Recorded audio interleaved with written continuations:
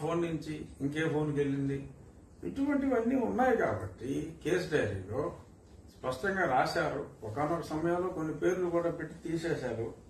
So కాబట్టి అవన్నీ definite గా కనపడతాయి క్లియర్ గా ఆ కేసు డైరీలో.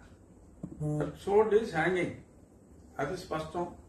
మరి ఇది ఇలా కావటం, మరి ఇంకో పక్క మరి దేశాన్ని ముందుకు తీసుకెళ్లాలంటే అభ్యుదయ భావాలున్న పార్టీలతోనే కలవాలి, కానీ ఇలాంటి పనికిమాలిన పార్టీలతోటి కలిసి ఉపయోగం లేదని నిర్ణయం తీసుకున్నట్టే మనకు అర్థమవుతుంది.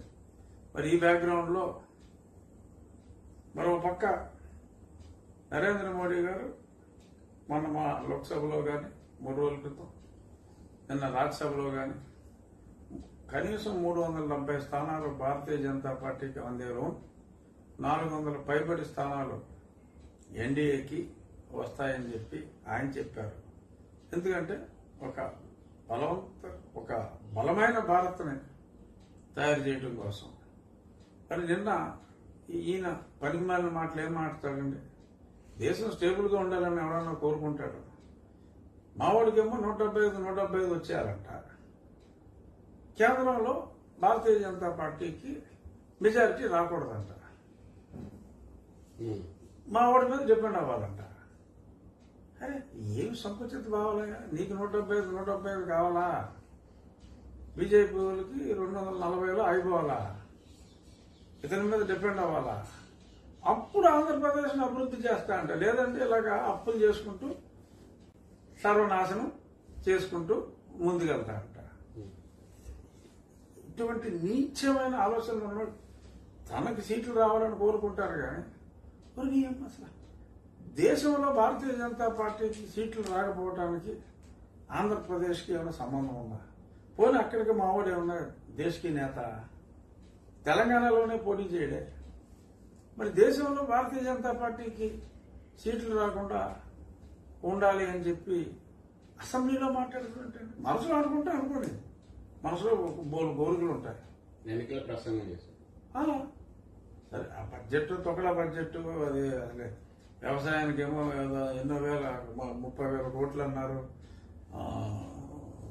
వైద్య ఆరోగ్యానికి ఒక 28,000 కోట్లు అన్నారు. ఇంకా అసలు 200 కోట్లు ఆరోగ్యశ్రీ బిల్సే పే చేయట్లా. సో ఇలా ఏ ఫేక్ నెంబర్లు ఇచ్చారు, ఏదో భూతద్దంలో చూపెట్టారు ఆ పనికిమాల బడ్జెట్ ని. అక్కడ డబ్బులు లేవు, పాలు లేవు, అప్పుల మీద ఆధారపడి ఉన్నారు. సరే, అదేదో ఫేక్ గార్డెన్ తెలుసు కాబట్టి ఇంకా దాన్ని అంత సీరియస్ గా తీసుకోక్కర్లా మనం. కానీ ఒక పక్క మాట్లాడితే ప్రధానమంత్రి గారిని కనపడితే కాలట్టుకుంటారు, కానీ వాళ్ళ పార్టీ సర్వనాశనం కావాలని కోరుకుంటారు. ఇది ఎక్కడే వింతో మనకి అర్థం కాదు. సో మళ్ళీ ఇప్పుడు ఆయన ఇక్కడికి బయలుదేరి వచ్చి మళ్ళీ మోడీ గారిని నిన్న ఒక ఫేక్ ప్రచారం కూడా మా వైస్ చీఫ్ గారు చేశారు. అసలు ఇంకా చంద్రబాబు నాయుడు గారు మీటింగ్ రాత్రి 11:20 అయిందని కూడా సాక్షిలోనే రాశాడు. 7:30కే పెట్టేశారు. 8 అమిత్ షా గారికి పాదాభివందనం ఏం చేస్తున్నట్టు, మీకు ఎన్ని సీట్లు కావాలి సార్ అని మాట్లాడినట్టు. మరి ఇటు సాక్షుడు పేరు మీద రాస్తే బాగోదని వేటు న్యూస్ పేరు చెప్పి ఒక ఫేక్ ప్రచారం కూడా చేశారు. అంటే రేపు ఒకవేళ అపాయింట్మెంట్ ఇస్తే, మొన్నైతే ఎవరైనా అనుకున్నాం, మరి రేపు బీజేపీ పార్లమెంటరీ బోర్డు మీటింగ్ ఉందా, మరి ఆయనకి టైం ఇస్తారో లేదో తెలీదు. నీల్ ఛానల్ అయితే వేశారు. ఆ సీన్ ని, అక్కడ జరగబోయే సీన్ ని ముందే ఒక ఫేక్ ప్రచారం ద్వారా చంద్రబాబు నాయుడు గారు అంత హుందా అయిన మనిషి కాళ్ళకి దండం పెట్టినట్టు, అంత వయసు ఉన్న మనిషి కాళ్ళకి దండం పెట్టినట్టు, ఇలాంటి తనకన్నా వయసులో 12 ఏళ్ళు చిన్నవాడైన